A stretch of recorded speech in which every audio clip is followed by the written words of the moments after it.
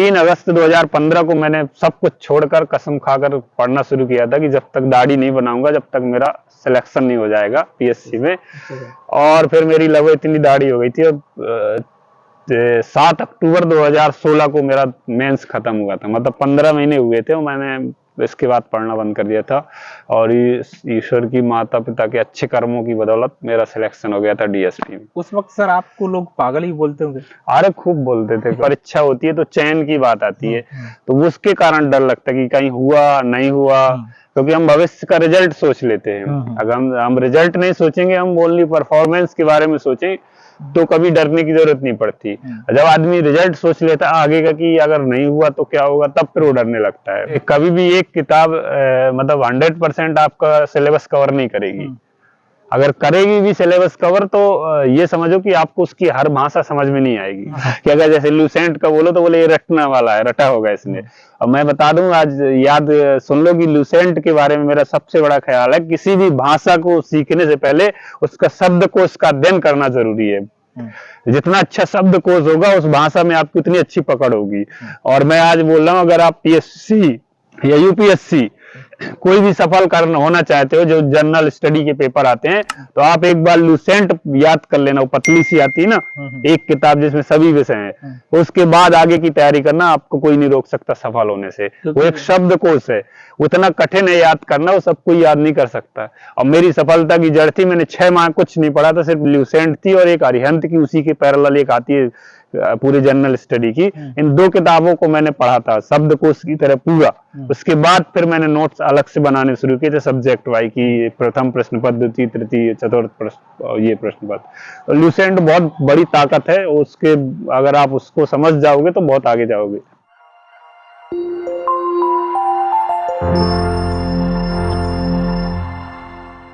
नमस्कार दोस्तों, सिलेक्शन तक में आपका स्वागत है। मैं आपका दोस्त डीके गौतम। आज मेरे साथ 2018 बैच के डीएसपी संतोष पटेल सर, जो काफ़ी चर्चाओं में रहते हैं। आपने एमपी तक पे इनकी वीडियो देखी हुई और सोशल मीडिया पे भी एक्टिव रहते हैं सर। तो आज सर से मिलने का सौभाग्य प्राप्त हुआ और मैं हूँ ग्वालियर में और अभी रात के लगभग 2 बज रहे। तो सर से कुछ चर्चा करेंगे और इस पुलिस की नौकरी में कौन कौन सी चुनौतियाँ रहती हैं। इससे पहले भी स्टूडेंट्स के सर काफ़ी सवाल रहते हैं कि परीक्षा के टाइम पर सर एक क्या है कि डिमोटिवेट होते हैं और ये घबराहट होती है। तो क्या आपको ऐसा होता था और आपका व्यक्तिगत क्या एक्सपीरियंस रहा?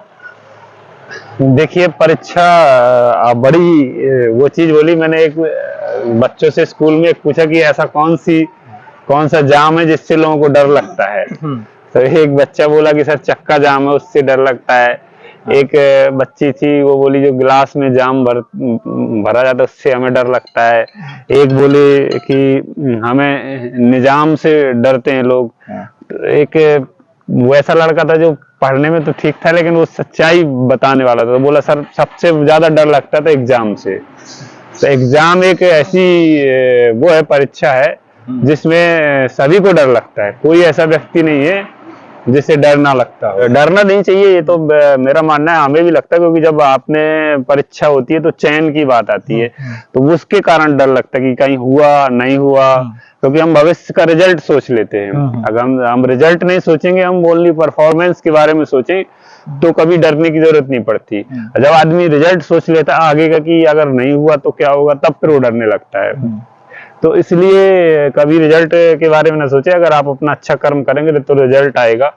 और परीक्षा शब्द को अगर विच्छेद करें तो वैसे भी होता है पर इच्छा। पर मतलब पराई, इच्छा। तो परीक्षा है ये, ऐसा मतलब पराई इच्छा पूरी करना है दूसरे की। अब सवाल आता है कि आप कैसे समझेंगे कि पराई इच्छा क्या है। तो उसके लिए प्रश्न पत्र होता है, प्रश्न बताते हैं कि उसकी इच्छा क्या है सामने वाले की। ठीक है, तो आप जब प्रश्न पत्र पढ़ेंगे तो आपको पता चलेगा कि पराई इच्छा क्या है, सामने वाला क्या पूछना चाहता है, यही बोलते हैं। तो कोशिश करें जब भी आप परीक्षा की तैयारी करते हैं तो पुराने प्रश्न पत्रों का अध्ययन करें। उससे आपको ये समझ में आता है कि सामने वाला क्या पूछना चाहता है, उसकी इच्छा क्या, परीक्षा में क्या आ सकता है। उससे बिल्कुल आप कॉमन सेंस वाली बात है, जब आप 2-4-10 साल के क्वेश्चन पेपर देखेंगे तो आप अंदाजा लगा लेंगे। अब इसमें सवाल आता है कि पर इच्छा है, जो पराई इच्छा पता चल गई प्रश्नों से, ठीक है। अब इसको हमें पूरा कैसे करना है, उसकी इच्छा। हम कैसे पूरे करेंगे। तो उसके लिए किसी के पास भटकने की जरूरत नहीं है, ना तो आपको किसी लाखों रुपए कोचिंग में खर्च करने की जरूरत है। सबसे अच्छी चीज है जो आपको बताएगी दूसरे की इच्छा पूरे करने का तरीका, वो किताबें। और मुझे लगता है किताबों से अच्छा कोई मार्गदर्शक नहीं होता। किताबें ही एक ऐसी चीज है जो जिंदगी को लाजवाब बनाती हैं। तो हम उन किताबों का फिर जब हम पढ़ें कि और अध्ययन करें कि किस तरह से एक लिखना है, अब वो इच्छाएं पूरी होगी जब कोई कॉपी जो चेक करता है उसे तथ्य चाहिए। अगर उसने कोई एक प्रश्न पूछा कि किसी भी तरह का प्रश्न हुआ तो सिर्फ 5-6 चीजों में जवाब होता है, कब, कहाँ, कैसे और क्यों। ये जवाब पहले हमारे तैयार होने चाहिए, फिर बाकी हम उसको रच लें, अच्छे से सजा लें, तो वो चीजें बेहतर है। अब जैसे कोई मान लो पूछा कि शेर का चित्र बनाओ, तो उसकी मेन चीजें हैं, पंजा दिखने चाहिए, उसका आगे का गर्दन दिखना चाहिए, बाल दिखनी चाहिए, और उसकी जो ढाल है, चाल, वो दिखनी चाहिए अच्छी से। बाकी आप रंग तो भर लो तो ठीक है, नहीं भी भरोगे तो लोग ऐसे ही आप स्केच बना लोगे पेंसिल से तो भी कहेंगे कि शेर का चित्र बनाया, बनाएगा ना। तो ये स्केच की तरह फैक्ट होते हैं जो जरूरी हैं, और फिर आप उसको सजा लो तो अच्छी बात है, वो एक अट्रैक्टिव हो जाता है। तो ये परीक्षा कोई कठिन चीज नहीं है, हमें प्रश्न पत्र का अध्ययन करके समझना पड़ेगा कि पढ़ाई इच्छा क्या है, और उसको पूरा करने के लिए किताबें बताएंगी कि किस तरह पूरा करना है। सर एक प्रश्न और है, काफी लोग पूछते भी कि सर आपने कभी कोचिंग की थी एमपीपीएससी के लिए? मैं सही बताऊं तो मैं कोचिंग नहीं की और ना मैं कभी गया, लेकिन बिना मार्गदर्शन जरूरी रहता है। तो मेरे ही कई गांव के एक व्यक्ति थे जिनने पीएससी दी थी, तो उनसे मुझे गाइडेंस मिला कि मैं भी पीएससी दे सकता हूं। तो मैंने पढ़ना शुरू किया तो मुझे लगा यार बहुत आसान है। तो जो पीएससी में क्वेश्चन आते हैं वो तो 10वीं से पहले जो हमने सोशल साइंस में पढ़े हैं। आप पढ़ो, इतिहास का देखो, भूगोल का देखो, अर्थशास्त्र का देखो, संविधान का देखो, तो ऐसा लगेगा जैसे 9वीं 10वीं 11वीं 12वीं के जो अपन ने पढ़ा है वही प्रश्न आ रहे हैं। कोई कठिन ऐसा प्रश्न नहीं आया कि आपको अलग से पढ़ना पड़े। अब उसमें ये मुझे लगा कि हम ये चीजें भूल चुके हैं जो कभी पढ़ी थी, और हम तो वही हैं यार। हमने इसी सामाजिक ज्ञान में हमारे 95 नंबर आए, पढ़ने में 10वीं में 9वीं में अच्छे नंबर आए, तो हम क्यों नहीं कर सकते। तो मुझे लगा बहुत आसान है, और बस फिर जब कोशिश की तो बहुत अच्छा लगा। और उसमें देखिए सफलता, पीएससी की बात करें तो 3 स्टेज की परीक्षा होती है, प्री, मेंस और इंटरव्यू। तो मेंस का नाम ही है मेंस, ठीक है, MAINS यही बोलते हैं ना। अगर उसको मैंने विच्छेद करे तो वो भी कहता है माई एम सक्सेस। अगर एम मतलब माई और एम बीच में आता है ना, एम मतलब लक्ष्य, और एस मतलब सक्सेस। मेरा लक्ष्य है सफलता, और आप अगर आप सफल होना चाहते हो तो मेंस ही है, उसी की तैयारी करनी पड़ेगी आपको। क्योंकि आपने देखा होगा कई लोग प्री निकाल लेते हैं लेकिन मेंस नहीं निकाल पाते, इंटरव्यू तक नहीं पाते। कई बार होते 6-6 बार प्री दिया है उनने और निकला भी है, मेंस भी लिखा है। तो मेंस सब कुछ है, क्योंकि आपके सिलेक्शन के जो मार्क्स जुड़ते हैं वो किसके जुड़ते हैं? मेंस के जुड़ते हैं। और वो कितने नंबर का होता है? 1400 और 175 का इंटरव्यू। आपका टोटल सिलेक्शन होता है 1575 में से। अगर आप 1400 में से 1000 ले आओगे तो मैं बोल रहा हूँ इंटरव्यू में आपको 65 नंबर भी मिल रहे पासिंग मार्क्स, तो भी आप डिप्टी कलेक्टर बन जाओगे, कोई नहीं रोक पाएगा। तो जो कहीं बात ये आती है ना कि भेदभाव होता है इंटरव्यू में, लड़कियों को ज्यादा नंबर मिल जाते हैं, या जो बड़े लोग हैं बड़े बड़े लोगों से संपर्क में हैं उनकी सिफारिश से ज्यादा नंबर मिल जाते हैं, इसका कोई ज्यादा वो नहीं होता। और ये अपने बस में भी नहीं है कि आप इसमें बदलाव कर सके। मुझे नहीं पता कि होता होगा, लेकिन मैं तो इस बात पे विश्वास करता हूँ कि आप मेंस पे इतने अच्छे मार्क्स लाओ जो आपकी ताकत है, जिसमें ना कोई पक्षपात होता है, ना किसी को कुछ पता चलता है, तो आप सफल हो जाएंगे, कोई आपको नहीं रोक सकता। तो मेंस की तैयारी करें। मेंस के लिए सबसे बड़ा राइटिंग स्किल पहली चीज होनी चाहिए कि आपके कोई क्वेश्चन नहीं छूटना चाहिए, क्योंकि अगर एक क्वेश्चन छूटा तो आप समझ लो कि वो जीरो है। आपका कोई जो कॉपी चेक कर रहा है वो फूफा मामा या थाऊ या कोई ऐसा व्यक्ति नहीं है कि आपको एक आधा नंबर दे दे कि यार चलो इसने इतना खाली स्थान छोड़ दिया, मतलब ये लिखना जानता था इसको लिख नहीं पाया। तो आप अटेम्प्ट नहीं करोगे तो उसके कितने नंबर मिलेंगे आपको? जीरो। उसमें कुछ नहीं मिलने वाला। और आप बहुत अच्छा लिखोगे, बहुत सुंदर लिखोगे, एक प्रश्न 3 नंबर का, जैसे 3 लाइन में लिख देना था, लेकिन आपने आता था आपको बहुत अच्छे से, तो आपने 6 लाइन लिख दिया, आपका सबसे फेमस क्वेश्चन आया, तो आपको उसमें कितने नंबर मिलेंगे? तीन से ज्यादा तो मिलना नहीं, तीन भी नहीं मिलते, वो तो 2 मिलेंगे, 2.5 मिलेंगे। ओवर हो जाता कम भी कर सकते हैं। हाँ, और कम भी कर सकते हैं। तो बात वहां 0 हो गई। अगर आप दोनों लिख के आते तो इसमें 2.5 मिलते और उसमें 2.5 तो आपको 5 मिलते, और इसमें 3 से ज्यादा नहीं मिल सकते। लेकिन सर वर्तमान में तो क्या है कि उन्हें फिक्स कर दिया कॉपी में 3 मार्कर की 3 लाइन। हाँ, तो वो क्वेश्चन और क्वेश्चन के नीचे क्वेश्चन, बीच में उतनी स्पेस प्रॉपर दे दी है, इतने से ज्यादा आप लिख ही नहीं सकते। वही बोल रहा हूँ ना, फिर भी कई अपन टाइम लगा देते हैं छोटे क्वेश्चन में, तो छूट जाता है। मेरा कहने का था अटेम्प्ट परफेक्ट होना चाहिए। अटेम्प्ट के मामले में अगर आप पीछे हो गए तो आप फेल हो। सबसे बड़ा फेलियर तो यही है। तो पहली कोशिश करें, आप अटेम्प्ट पूरा होना चाहिए, तो आप मार्क्स अच्छे मिलेंगे आपको। तो क्या सर आपको लगता है कि कोचिंग जरूरी है करना? कोचिंग से कुछ इतना फायदा होता है जितना अपन सेल्फ स्टडी से कर सकते हैं? अब देखिए, तो अपनी अपनी कहते हैं ना, वो ग्रेविटी होती है। आप कितना उसको ग्रैब कर रहे हो स्वयं से। तो कोई मुझे देखो क्या होता, कुछ चीजें ऐसी चीजें होती हैं, जैसे मैथ है, उसमें नई चीजें आती हैं, तो वो अपन कई बार नहीं उसको कवर कर पाते, अध्ययन नहीं कर पाते। अब जैसे इंग्लिश है, तो एक भाषा है। अब जब भाषा सीखने के लिए अपन बचपन में तो सीखनी ABCD, जब कोई सिखाएगा तभी आएगा, तो उसके लिए तो कोई सिखाने वाला चाहिए। सही बात है। लेकिन अब जैसे आप हिंदी मीडियम में हो, अब इतिहास के लिए तो मुझे लगता है याद ही करना पड़ेगा ना आपको।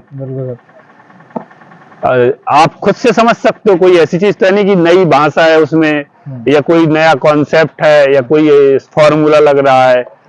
वो तो याद करने के तरीके होते हैं। कोई अपना कहानी बना के उसको ट्रिक बना के बता देगा, आप खुद तैयार करो। हमने तो स्वयं तैयार किए, हम स्वयं ट्रिक बनाते थे अपनी, हमें स्वयं कॉन्सेप्ट से बना लेते थे कि किस तरह से इसको करें।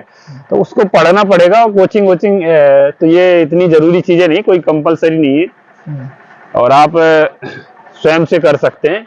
वो है जैसे गांव में हल्का फुल्का पैरों में दर्द हुआ, तो इसका अर्थ ये थोड़ी कि आप डॉक्टर जाओ सीधे दवाई लेने। आप स्वयं से भी कुछ कर सकते हो, और होता भी है। और सब जो बेस्ट सबसे अच्छा होता है स्वयं से।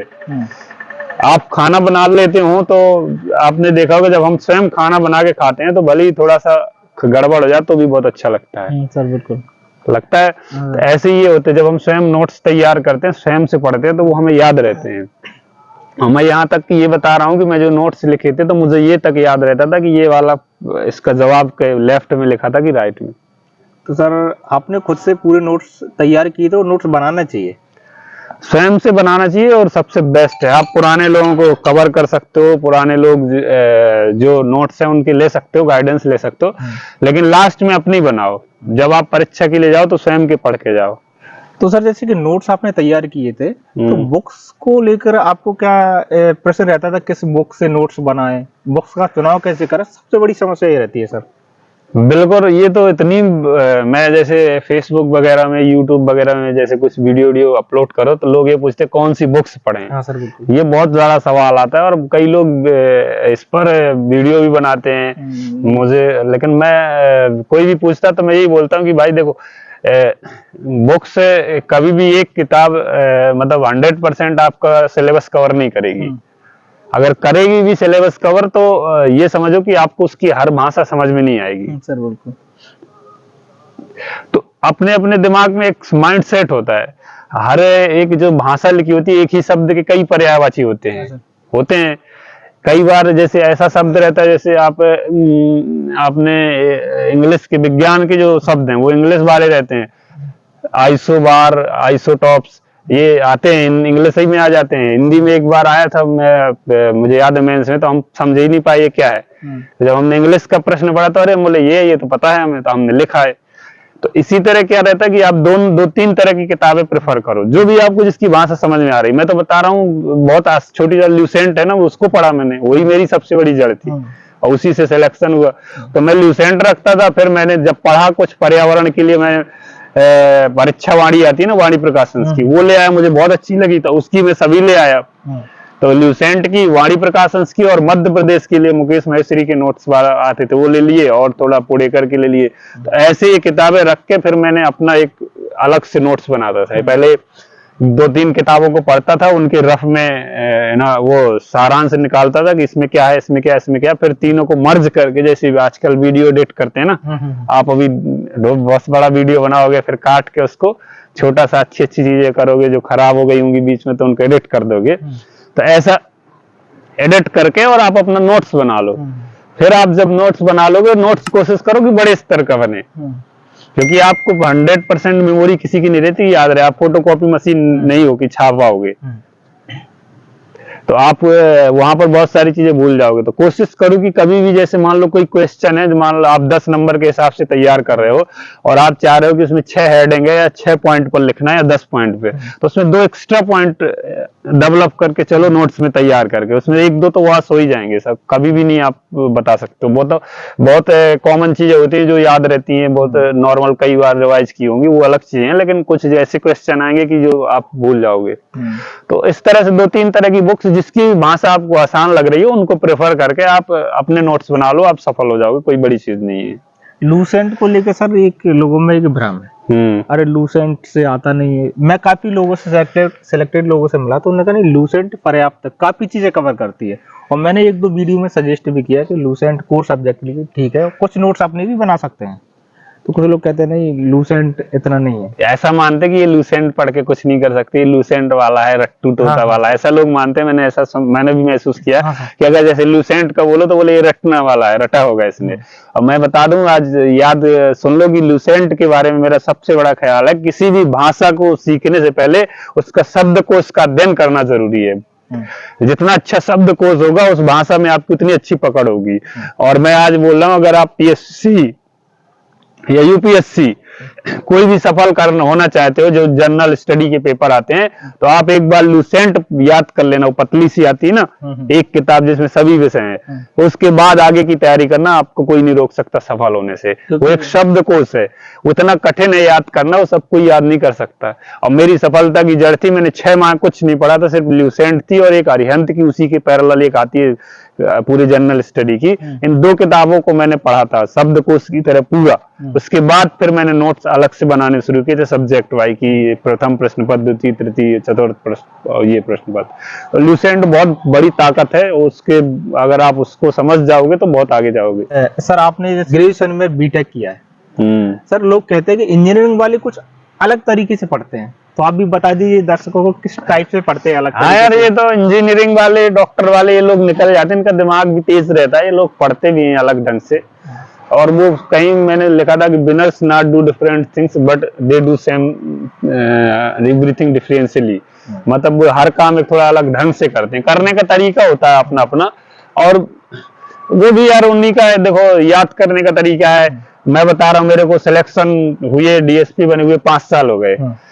ये मुझे याद है, किसी ने ये तक नहीं पूछा कि मध्य प्रदेश की राजधानी कहाँ है। सिलेक्शन के बाद मेरे से लोगों ने अब क्या तुम कुछ नहीं पूछा।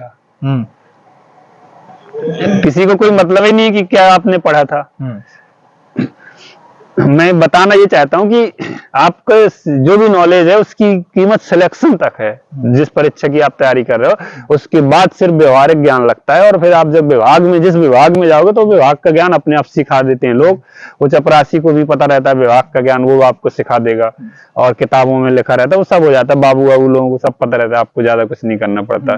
लेकिन जो आप पीएससी पढ़ गए वो कोई नहीं पूछता कि क्या पढ़ के आए थे, क्या आज बोलता रहा हूँ मेरे से, तो मैं अगर भूल भी जाऊं कि मध्य प्रदेश की राजधानी क्या, तो भी नहीं लोग पूछने वाले। तो आपने अभी प्रश्न किया ना कि इंजीनियरिंग वाले ऐसा क्या अलग ढंग से करते हैं, तो ये याद करने का अपना तरीका होता है।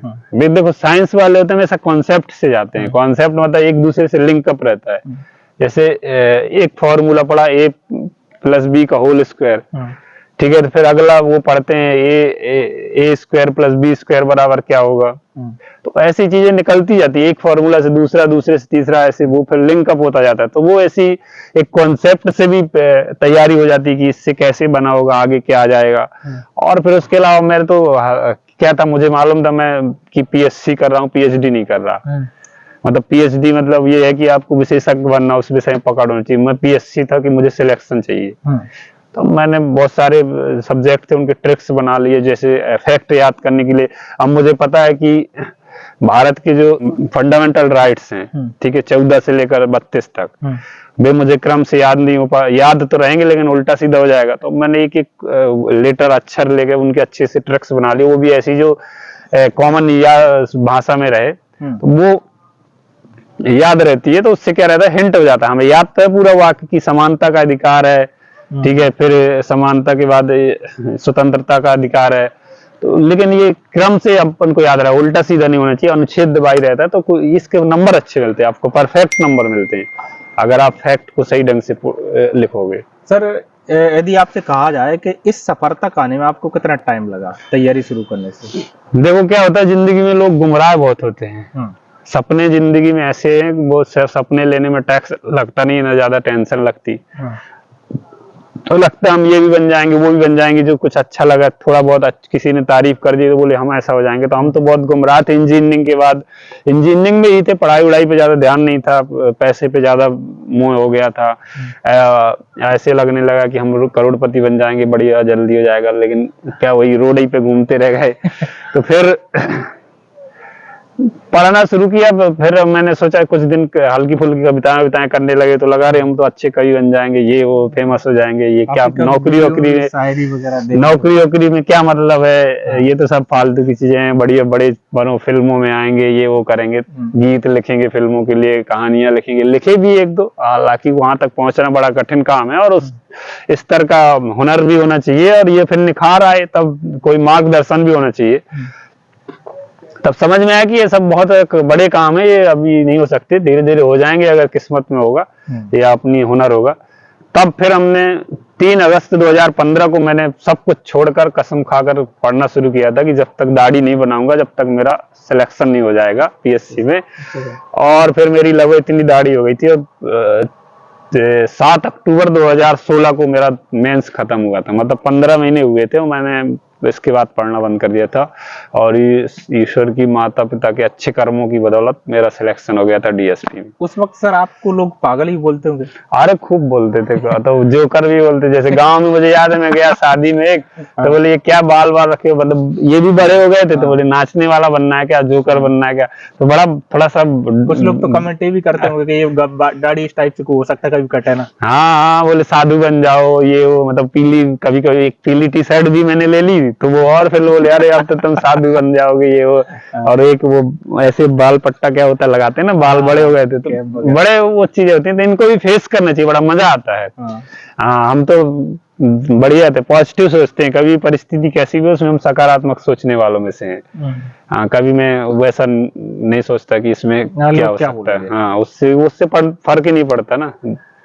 सर इस जॉब में, जैसे आपकी फील्ड की भी जॉब है, जैसे मैं आपके साथ अभी चल रहा था, और कई चीजें ऐसी देखने को मिलती हैं, कभी कभी ऐसी चुनौतियां भी सामने आती हैं। कौन कौन सी ऐसी चुनौतियां रहती हैं इस जॉब में? तो देखो यार, बहुत सी चुनौतियां हैं, अब कभी चुनौतियों से भरा हुआ नौकरी है, तो कभी भी ये नहीं सोचना चाहिए कि पुलिस विभाग में हो, किसी भी विभाग में हो, कि आज के समय में चुनौती ही चुनौती है। जनता इतनी जागरूक हो गई है, इतने प्लेटफॉर्म हो गए हैं कि हर कोई अपना हक जानता है कि ठीक है, और नहीं जानते तो कुछ लोग ऐसे हैं जो वो छीनना जानते हैं, गलत तरीके से भी करेंगे, तो उनसे भी आपको सामना करना पड़ेगा। और लोकतंत्र है, ये लोकतांत्रिक राष्ट्र है, और हम लोग अधिकारी हैं, प्रशासन में रहते हैं, हमसे ऊपर मतलब शासन में जो मंत्री जी लोग हैं और बैठे हुए, अब वो डायरेक्ट पब्लिक से जुड़े हुए होते हैं। तो ये भी बहुत सारी चीजें रहती हैं, आज के समय पे इश्यूज रहते हैं कि आप अगर गलत करोगे तो सीधे ऊपर तक आप बात जाएगी, तो आपके खिलाफ कार्रवाई होगी, और तो आपको समय पर कार्रवाई करने का एक वो रहता है। अभी जैसे इतनी रात में अभी फोन आया कि बोले वहां पर आग लग गई, तो अब हमें टीम भेज दी, अगर ज्यादा जरूरत पड़ी थी तो मैं भी जाता। चैलेंज है, जीवन चैलेंज ही है, जिसके जीवन में चैलेंज नहीं तो कुछ नहीं है। लेकिन सर मैंने आपकी काफी वीडियो देखी, आप लोगों से मतलब काफी सहज तरीके से बात करते हैं, और ऐसे जुड़े हुए एक आत्मीयता के भाव से। कुछ आपके एक जैसे कि आप ट्रांसफर हुआ तो आपसे काफी लोग लिपट के रोने लगे, वो आपके पूरे गांव के लोगों ने बधाई की थी।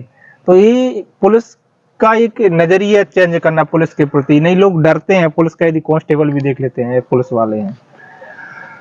हाँ यार, ठीक है, ये तो देखो अपना अपना वो है, हम तो जैसे निकले हैं तो हमें पता है, हम भी पुलिस से डरते थे, हमें पता है बचपन में। हमें याद है, हम बहुत छोटे थे तो हमारे एक चाचा की शादी हुई, तो शादी में बुआ लोग आई थी, तो एक बुआ थी तो वो कुएं में गई होंगी, वहां पास में नहाने, टंकी बनी थी, तो वो जो भी पैर वैर स्लिप हो गया होगा तो गिर गई तो खत्म हो गई। तो उन्नाव विवाहिता की श्रेणी में आती थी, अभी हमें पता चला, तब तो पता भी नहीं था। तो पुलिस वुलिस आई तो हम लोगों को सबको जैसी हुआ तो सबको घर के अंदर घुसे, जैसे 2-3 लोग निकलते थे जो बड़े बुजुर्ग थे, बोले कोई मत निकल जाना बाहर, ये वो और ऐसा वैसा। तो जिनकी शादी हुई थी हमारे चाचा की, तो वो बहुत पुरानी बात है, 2005 की होगी, तो उस समय जल्दी उम्र, कम उम्र में भी हो जाती थी, तो ये भी डर, बोले वो लड़की नाबालिग है, तो बोले जो बारात में गए थे सबको पुलिस उठा के ले जाएगी। तो हम लोग भी बारात में गए थे, तो बड़ा ऐसा डर, तो बाहर ही नहीं निकलते थे। वो तो जो आए मुंशी जी लोग तो पानी वानी पी के चारपाई में बैठ के लिखा पढ़ी करके निकल गए। तब तो निकलते से पूछते रहते थे क्या पूछ के गए, हम लोगों के नाम तो नहीं लिख ले गए, हाँ बारातियों के नाम तो नहीं लिख रहे, हम भी बाराती थे। तो वो एक भय रहता था, तो लोग भी डराते हैं ना, एक वो है कॉन्सेप्ट। अगर मान लो फिल्मों में क्या दिखाते हैं, पुलिस का डरावना रूप दिखाते हैं, कभी पुलिस का अच्छा रूप नहीं दिखाते, तो उससे पुलिस कहीं ना कहीं लोगों के मन में आता है। बच्चे फिल्म देखते हैं और माता पिता भी डरा देते हैं, ज्यादा करेगा तो पुलिस को बुला लूंगा, ये वो, तो वो चीजें एक है। तो हम कोशिश कर रहे हैं, हमारे अभी सामुदायिक पुलिसिंग जो चल रही है भोपाल से लेकर सभी बड़े स्तर पर, तो हम भी कोशिश करते हैं कि अब मेरे प्रभाव जितना संभव हो, तो एक अगर हम ये वर्दी उतार देंगे तो हम भी तो एक आदमी है यार। बिल्कुल। हम सही बताएं, वर्दी उतार देंगे तो हमें कौन क्या समझेगा, बस यही समझेगा कि एक साधारण व्यक्ति होगा। अब वो तो हम बता रहे हैं, हम वर्दी पहनने नहीं रहते तो लोग तो कहते हैं हमें तो आपसे थोड़ी मिलनी, साहब से मिलाओ। तो हम बोलते हैं कौन से साहब से, बोले मोटे मोटे पेट निकला हुआ था, बोला मैं ही हूँ, तो बोले नहीं आप नहीं, हम मिल चुके हैं पहले। तो मतलब उनका कहने का था इसके पहले जो थे तो वो बढ़िया हट्टे कट्टे थे, अब हम नए आए तो उन्हें लग रहा है ये नहीं है साहब। तो एक वो रहता दिमाग में, लोगों की परसेप्शन हो जाता है कि ऐसा है जो उन्होंने देखा। अब बदलाव हो रहा है, धीरे धीरे बहुत कुछ होगा। कोशिश करते हैं कि लोगों को उनके मन की बात समझ सकें और जो हमारा काम है वो अच्छे से हो सके। हमारा तो यहाँ उद्देश्य थोड़ी किसी को डराना। हम 500-600 किलोमीटर दूर घर छोड़ कर रह रहे हैं, नौकरी कर रहे हैं, तो हमारा उद्देश्य है जितनी लोगों की मदद हो सके। और मदद करने का एक ये असर है कि कम से कम लोग याद तो करते हैं। सर कहीं ना कहीं जैसे मैंने आपको अभी देखा, जैसे कि अपन चेकिंग में थे आप, जैसे वही वो एक्सीडेंट मिला था बेला ग्राउंड के पास में, वो गाड़ी पलट गई थी, वो लोग भी एकदम उस टाइप से आपसे ऐसे जैसे आपको जानते हो या फिर एकदम फैमिली की तरह उस टाइप से आपसे बात कर रहे थे। तो ऐसा नहीं कि आपको देखकर उनको डर लगा हो, कहीं ना कहीं ये एक आपने एक व्यक्तिगत पहचान। अब पहचान बनानी नहीं पड़ती है, देखो बनाने से पहचान बन जाए तो फिर हर कोई बनाएगा, ये कोई मूर्ति थोड़ी है। वो तो आप अच्छे काम करोगे तो लोग पसंद करते हैं। ये अच्छी बात है कि हम छोटी छोटी लोगों से बातें करते हैं, मदद करते हैं तो लोग पसंद करते हैं। वो लोगों की पसंद है, अपनी अपनी पसंद है। हम कोशिश करते रहते हैं हमेशा कुछ नया करने की। हाँ सर, मैंने 1-2 वीडियो इस टाइप से भी देखा, आपने कभी कुछ जो कबाड़ा बीनने वाले हैं उनको भी मदद की रात में, ऐसा कुछ। हाँ होता रहता है, जीवन है, करते रहना चाहिए। हमारी भी किसी ने मदद की तब तो यहाँ पहुंचे। अगर मान लो लोग नहीं मदद करते तो कैसे यहाँ पहुंचते। हाँ सर। तो जीवन में हर कोई किसी न किसी की मदद से, सहयोग से यहाँ पहुंचता है। तो हम भी कोशिश करेंगे कोई अगर किसी की मदद हो सके तो बहुत अच्छी बात है। तो बहुत बहुत धन्यवाद सर, आपने सिलेक्शन तक पर टाइम दिया, और सर आपसे मार्गदर्शन के लिए टाइम पर मिलते रहेंगे। Thank you, welcome.